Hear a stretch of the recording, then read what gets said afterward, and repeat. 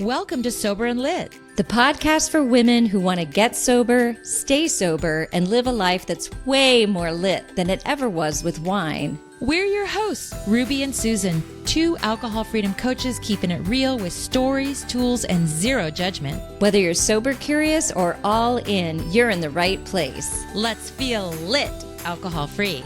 Welcome back, listeners, to the Sober and Lit podcast. I'm here with Coach Susan and I'm Coach Ruby.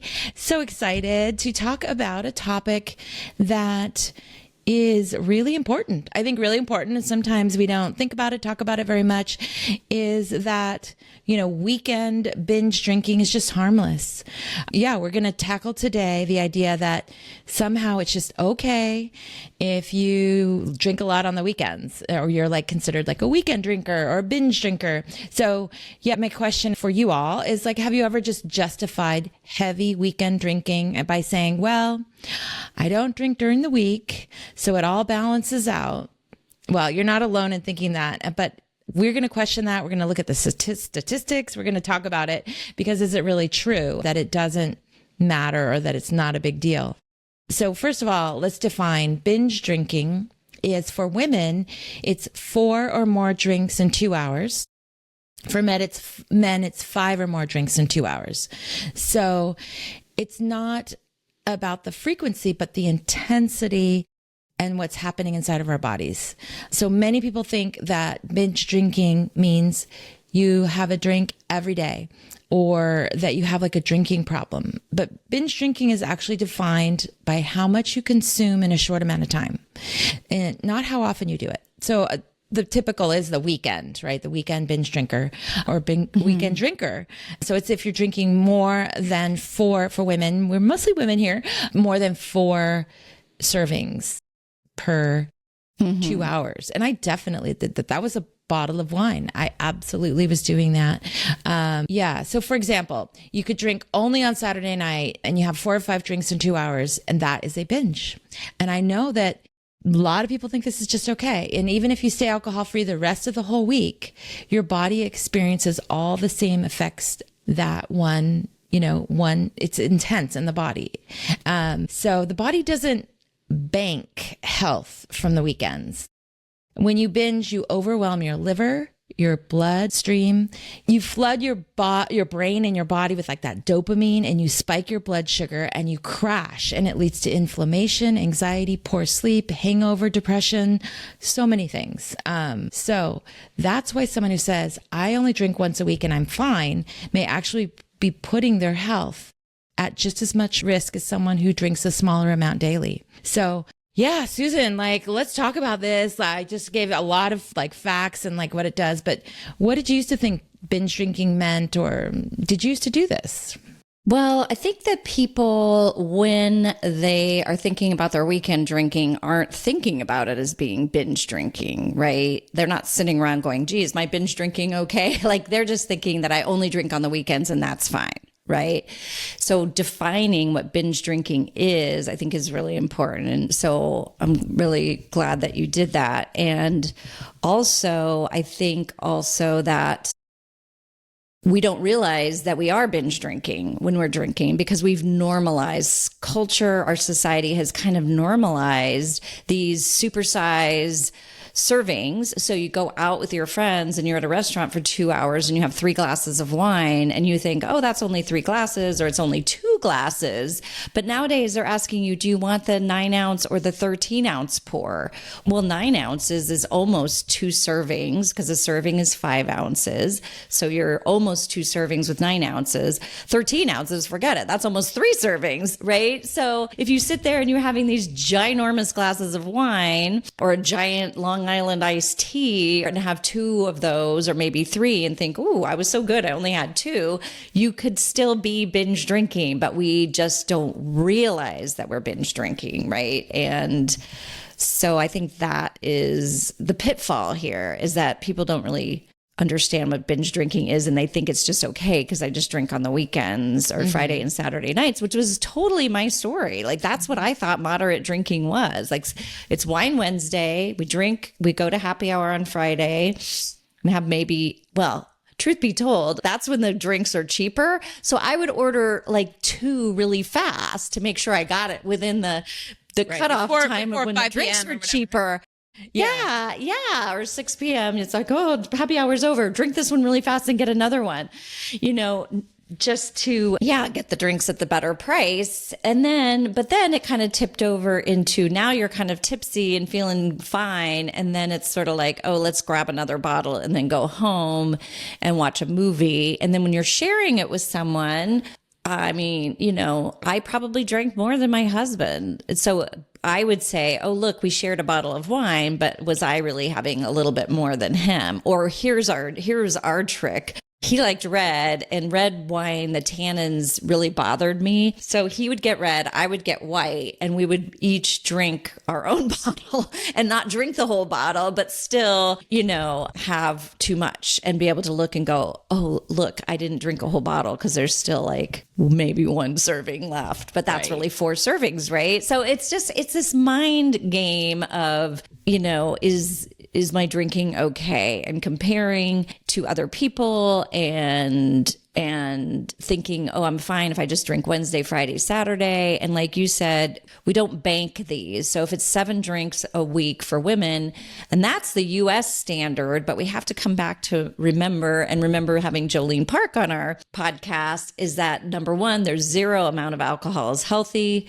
Number 2, gray area drinkers fall from 2 or more drinks a week to the end of the spectrum of, severe alcohol use disorder. So I actually think that a lot of us gray area drinkers are binge drinkers because we don't drink every day. We can take breaks, but when we do drink, a lot of times we joke around and say, I don't have a shut-off switch. That's me. Once I started drinking, I just wanted to keep drinking, and I felt like I didn't have a shut-off switch. And that would lead to binge drinking most of the time that I would drink. You're making such I remember now you would order 2 or maybe even 3 drinks during happy hour to make sure you got, I think that even increases this binge drinking. Then once you've had 1 or 2, you're going to have more. Yeah, you're right. It's like the happy hour is making you drink quicker because you have this time limit. And I remember when you were talking, I remember thinking back to when you got served a regular pour, and I remember going, this is is this? And they're like, no, this is a regular serving. When you go somewhere, and so I was obviously, yes, my wine glasses at home were huge. So they were definitely, I would fill them up. So I was probably already getting 2 servings in 1 glass. So it's about awareness. If this is the first you've heard about it, we're really excited to share with you because this is what happens to people. You have 1, right? And you want to drink faster. So the things that I think a lot binge drinking, where when I hear clients, it's like when they start high school or college, when they started partying, that was definitely usually a binge drinking situation, right? Kegers or, trying to drink as much as you can. I remember even the first time I drank, it was a binge drink, not knowing, but then I got so sick. But it was because we had to drink as much as we could before the basketball game. These are just little examples of where it started. I sometimes want to go, well, where did this start? And I think it is from like high school and college for many of us. I hear this all the time from clients. And then it slips in, you said Wednesdays. Like, I was like, I didn't know about wine Wednesdays. That's your thing. But eventually it's like, for me, it was like it increased in frequency and the amount and how quickly I was drinking. And I think I've shared many, many times on this, but how quickly I drank really changed when I had my weight loss surgery, because I could drink quickly and the effects wore off my body really quickly. So that's when, in my really story, I think that's when it really, because I remember when I was younger or in my early 30s, it was like, oh yeah, just 1 glass of wine with dinner when I was out. Like that was something I could do, but then I had no off switch, just like you said. Yeah. Well, and some of the research shows that if you drink fast, that's a sign that you are at a greater risk for developing alcohol use disorder. So it's just awareness of that. Like, so if you look back and you go, oh, because, A lot of times I find the women that I work with, they didn't have a problem maybe in high school or college, that it crept up on them later in their, some maybe from the mommy wine culture, maybe just from stress around work. You start using alcohol to self-medicate. And when you're using alcohol to self-medicate, one drink just isn't enough to get the effect that you want, right? If you're self-medicating stress, anxiety, loneliness, maybe a dissatisfaction with our lives in some way, big transitions, we call them accelerator events, divorce, loss of a spouse, empty nest, you're numbing maybe some hard feelings. And the problem is one drink maybe to start out with, takes the edge off, but because of tolerance, eventually, or maybe very quickly, one drink really doesn't bring the relief you're looking for. So we crave another and we go back for another. So when I work with clients and they want to moderate, I go back to, they want to keep alcohol in their lives for a reason. And I always ask them, when you really want to drink, do you want to moderate or do you want to obliterate? When they're really reaching for that glass and they're like, it's usually, they're like, no, when I want to drink, I want to obliterate, Shut off your mind. That is risky drinking, right? Because you're going to drink more than you want to. And then you're going to fall back into those same patterns. And that's gray area drinking right there, that vicious cycle, And so it's just understanding that. And so, it's kind of like, how did I get here?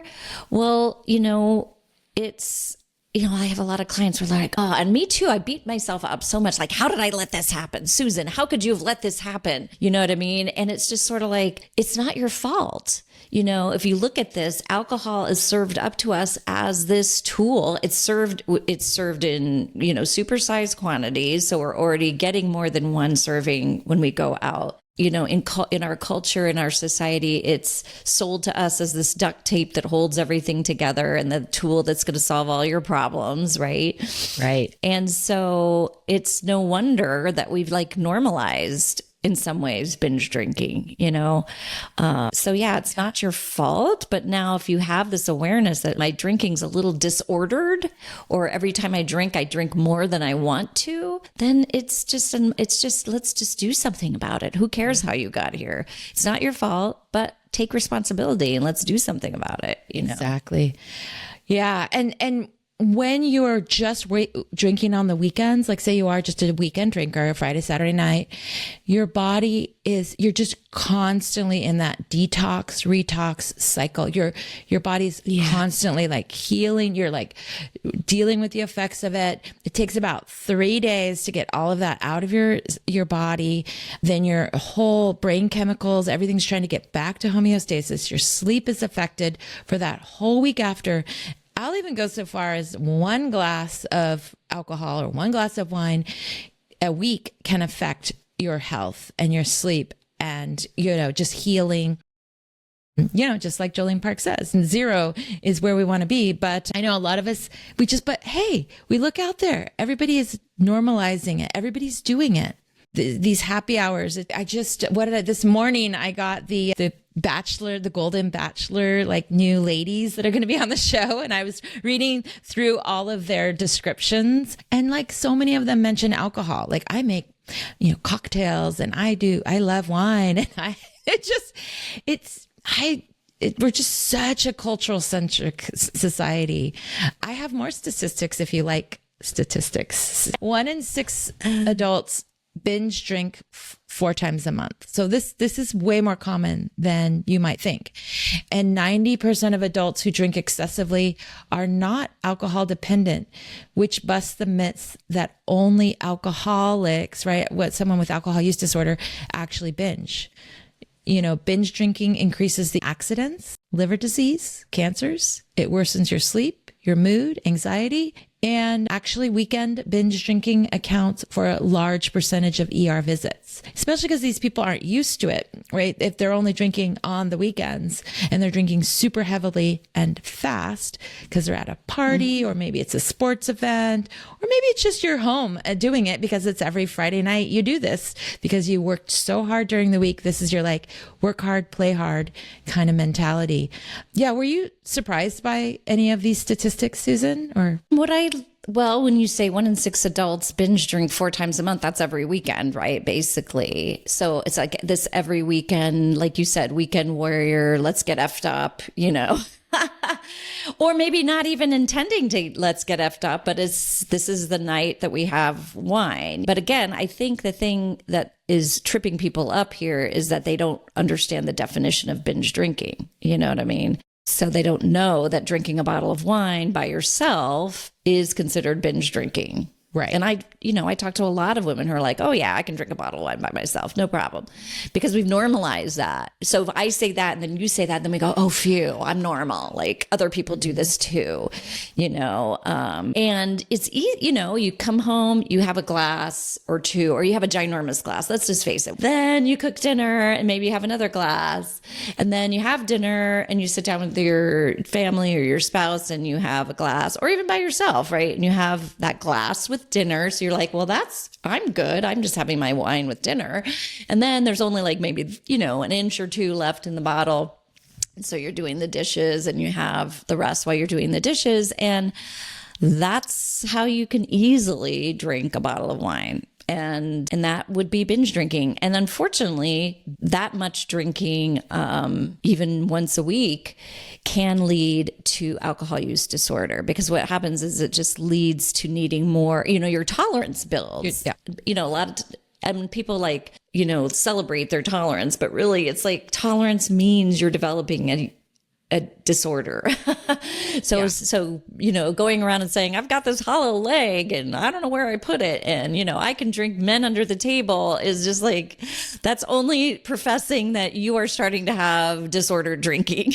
Yeah. And when I worked in the wine industry, it definitely was like that. We trying to keep up with everyone. Everyone was trying to, bring the best bottles everywhere we went, or drink as fast as we could.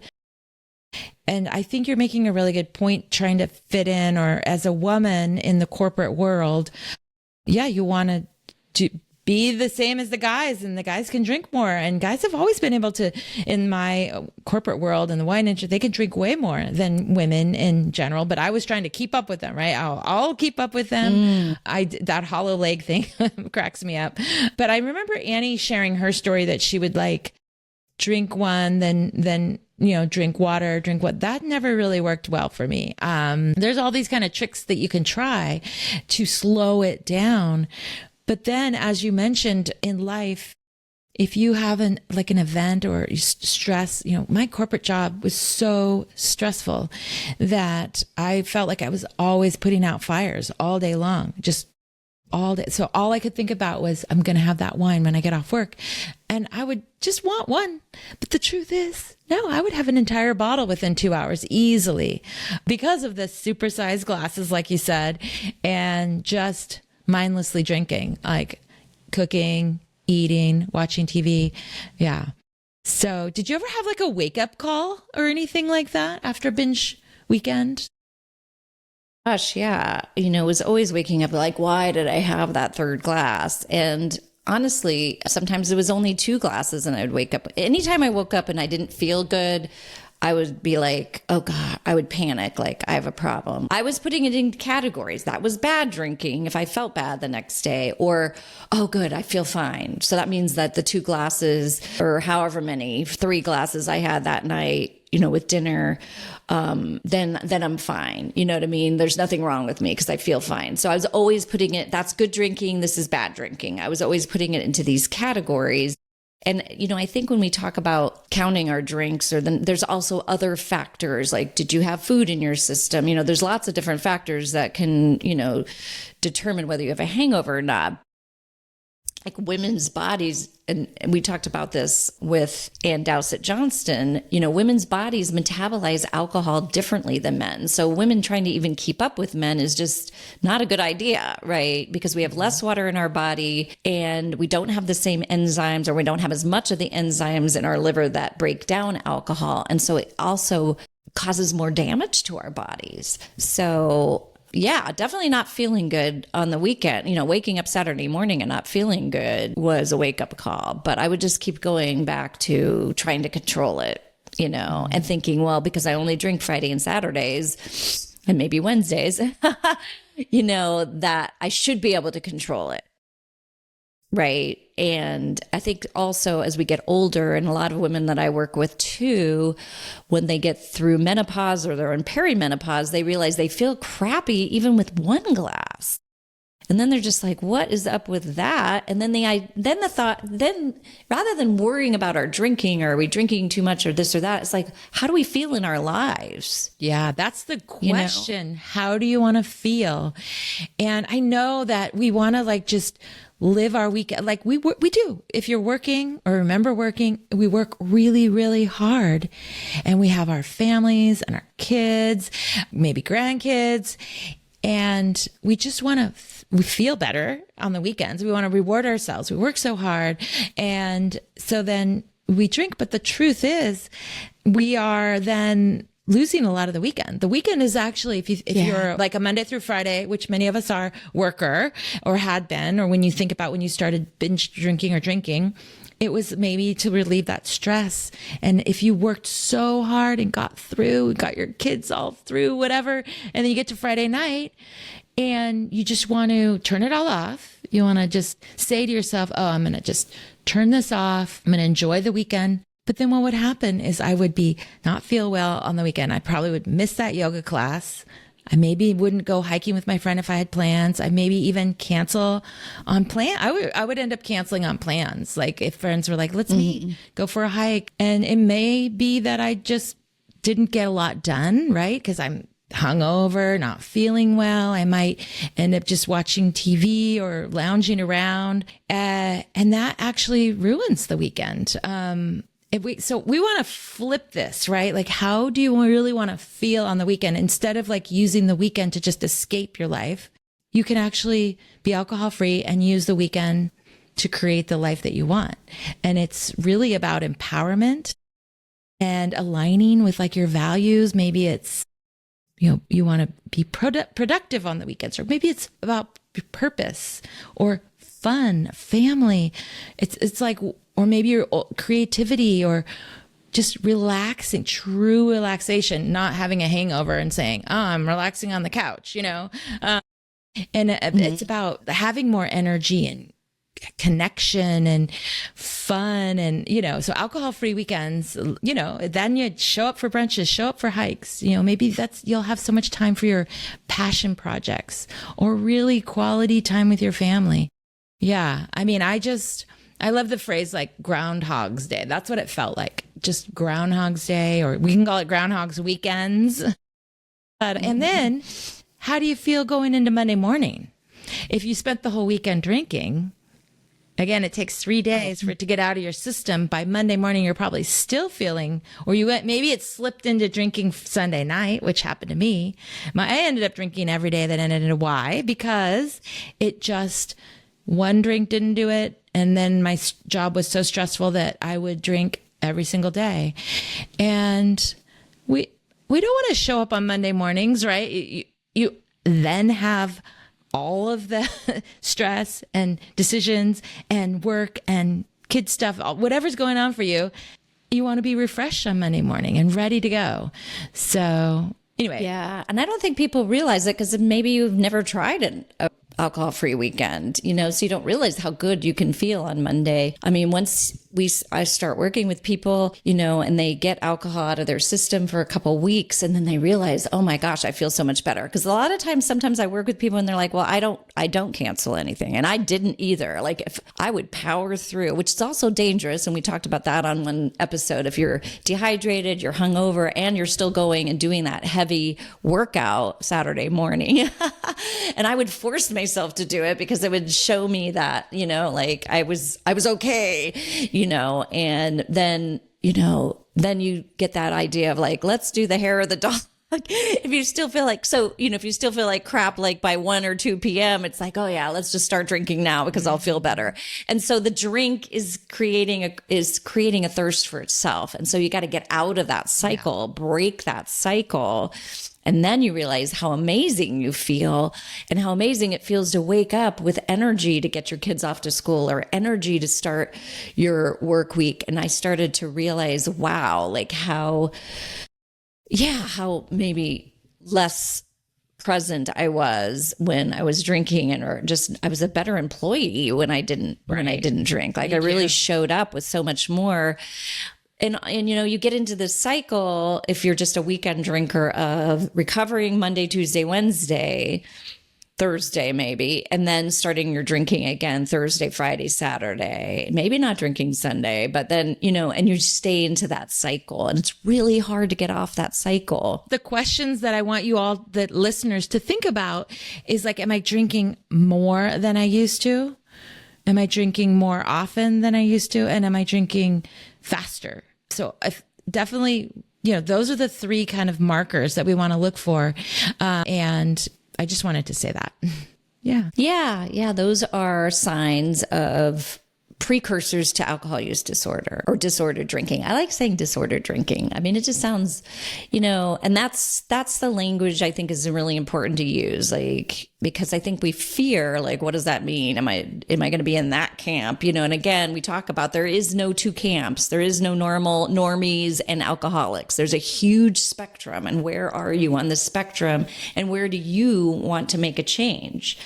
Yes. And making a change earlier is easier. The further you get, the harder it is, And so that's why I do the work I do, is I just want to help people make some changes as early as possible, Yeah. And if you're in a binge drinker in this camp, I would love for you to try. We have an alcohol-free weekend guide that Susan and I came up with, and we are going to post it, but we'll share it again in a minute. But I just want to, because we're talking about the weekend and we did this whole guide. So you could just try it, try one. And see what happens. Yeah. So, but Susan, this is my favorite part of our episode. What are you doing lately in your life to feel lit alcohol free? Okay. Well, I'm going to switch it up to what I said when we were preparing the episode. So I've gotten back to meditating, and I am doing this writing process, which I'm really loving, which is just sort of doing a brain dump. So it's not, I wouldn't call it journaling. I would call it just like getting the garbage out of my brain of like, what are the fears that are rolling around? Any resentments? What's bothering me right now? Like what's, just writing it down and then doing my, 15-minute meditation. And I've also coupled it with doing some red light therapy because I was doing that for my shoulder from playing pickleball. And we love to habit stack, right? So it's like, I want to do the red light therapy. And I was also doing it for my belly. So that's what I got the red light therapy for. It was some of the gut stuff that I was dealing with. but it also helps my shoulder. So I'm habit stacking, and I'm getting that meditation back in, because when I really looked at like what are 1 or 2 things that really make a difference in my overall mental health and feeling the way that I want to feel in my life, meditation is something that really helps. And doing that brain dumping, getting the garbage out of my brain. So that is what I've been doing lately. I love it. So what's so funny is you brought up the red light therapy. Just yesterday, I was on the phone with a friend of mine, and I was telling her about my shoulder pain. I've had really severe shoulder pain for about 3 months now. And she said, get this red light there. So I just bought it. It's coming in the mail. So I'll let you know if it works. So how is it working for you? Is it helping? Great. Oh, okay. Absolutely. Yeah. And I had done it for my knees too, because I was walking with a weighted vest. And when I first started, it bothered my knees a little bit. Maybe I think I probably overdid it. I was like doing it every day, 2 miles, and I probably should have eased into it. But then my knees started getting kind of cranky, and I've never had knee problems. So, and also pickleball's hard on your knees. So I'm like, oh gosh. So I figured out a way to like put it on the bottom rung of a bar stool, and I would stand at my bar area in my kitchen and work and just let the red light therapy be on my knees. And I felt better right away. So I think you will find. I'm so excited to try it. Yeah, I ordered it on Amazon. It's coming. But I love your message here of like doing the brain dump, doing the meditation, habit stacking, or even doing 2 things at once. I think you were saying you did the red light therapy with your meditation. Yeah. Yes. 2 things on at once. Yeah. Yeah. It helps me do the meditation longer because I just don't worry about the time. I just wait until the light goes off. And I do my meditation until the light goes off. And perfect. Yeah. It's helped me do longer meditations, and I can feel a difference in doing them longer. Yeah. Well, you seem very zen lately, and I did it this morning. Yeah. So again, please, in the show notes, we will be sharing about the wine-free weekend guide. So weekend. Give it a try. Dip your toe in if you haven't done it yet. Go for it. It's a really great guide. We have lots of resources in there. So thank you all for listening. And I hope you learned something about binge drinking today. And feel free to reach out to us, ask us questions. And thank you so much. Bye-bye. Bye. Thanks so much for listening to the Sober and Lit podcast. If you enjoyed this episode, we would love it if you would subscribe, rate, and review. It really helps get the word out. And remember, do something today to help you feel lit. See you next week.